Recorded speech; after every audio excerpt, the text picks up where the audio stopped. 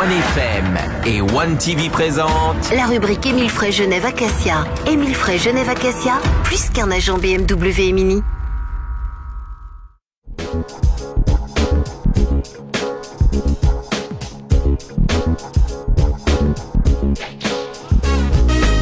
Bienvenue dans la rubrique Émile Frey Genève Acacia. Ce soir avec un trio même 100% électrique. On va parler d'électromobilité avec Alexandre Farago, directeur d'Émile Frey Genève Acacia. Salut, bonsoir à tous. Et les deux David, Stutz et Rodriguez. Bonsoir messieurs. Bonsoir à tous. Et on va parler effectivement de cette semaine qui nous attend d'ici quelques jours, du 28 octobre au 1er novembre, la semaine de l'électromobilité. Qu'est-ce que c'est ? Alors l'électromobilité, eh bien tout simplement, on va montrer aux clients ou aux futurs clients qu'est-ce qu'on entend par électromobilité. On entend beaucoup parler, tous les constructeurs viennent avec des modèles électriques, avec des modèles hybrides.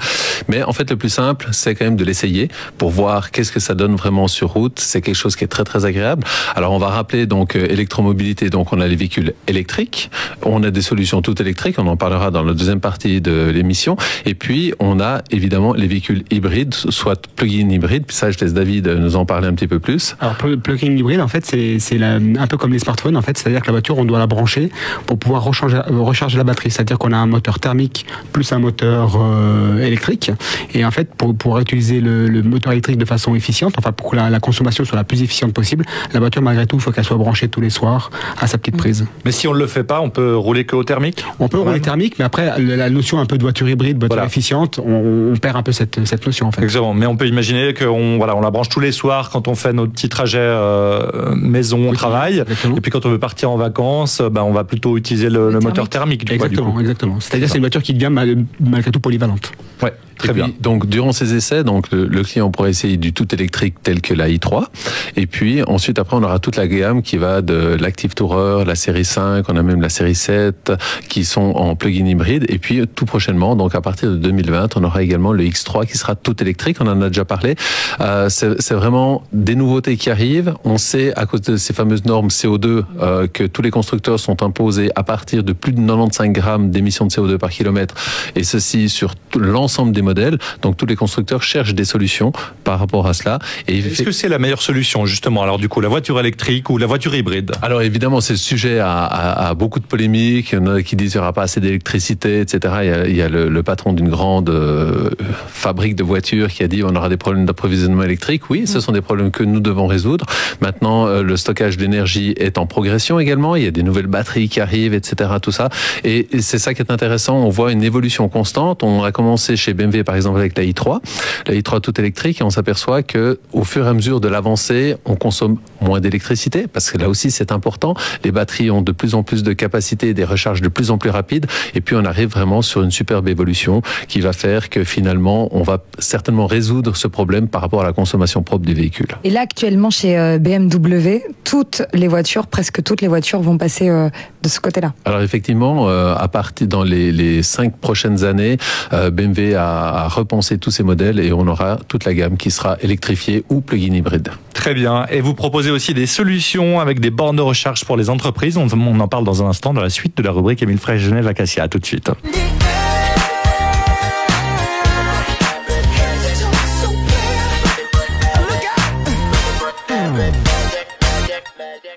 De retour dans la rubrique Émile Frey Genève Acacia avec des solutions pour les entreprises concernant les véhicules électriques. On en parlait tout à l'heure. Qu'est-ce que vous proposez justement aux entreprises pour pouvoir les aider à faire une transition vers l'hybride ou l'électrique ? Alors plein de solutions et David va nous les donner. Ah bon ?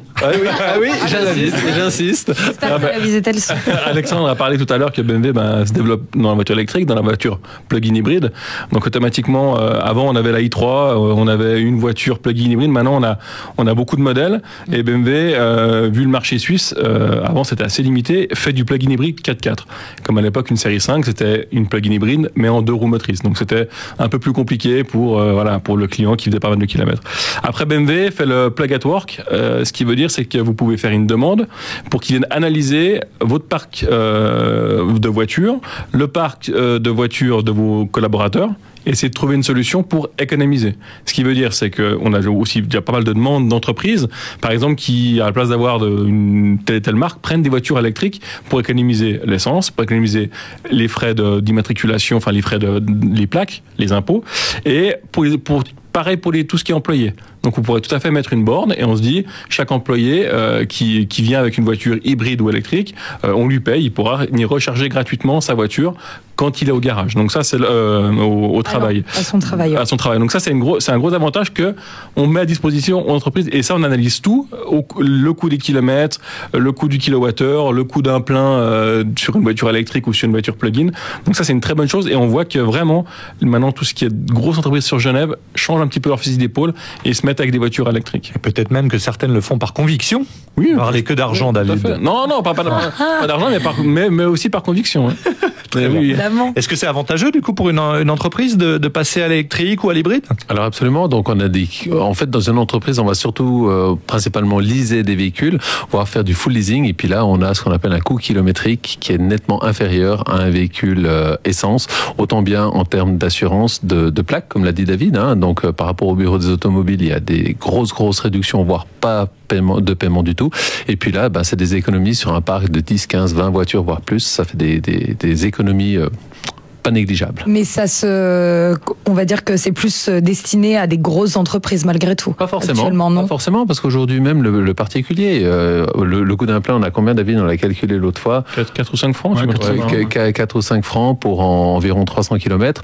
Donc, c'est quand même nettement meilleur marché. Et puis, c'est clair que quand on va à la pompe, on se rend pas compte. Parce qu'en fait, on va payer 80 francs pour le plein, c'est à peu près les coûts d'aujourd'hui, et puis on le paye en une fois, tandis que l'électricité, on n'a plus ces coûts-là, et tout de suite on fait des économies d'échelle, quoi. Et vous proposez aux entreprises de leur installer des bornes de recharge? Oui, tout à fait. Donc on a notre système Plug at Work, comme l'a précisé David, et puis nous fournissons également des bornes de recharge en collaboration avec certaines entreprises d'électricité.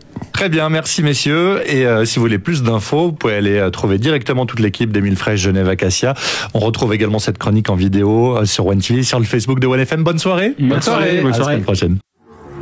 C'était la rubrique Emile Frey Genève Acacia. Emile Frey Genève Acacia, plus qu'un agent BMW et Mini.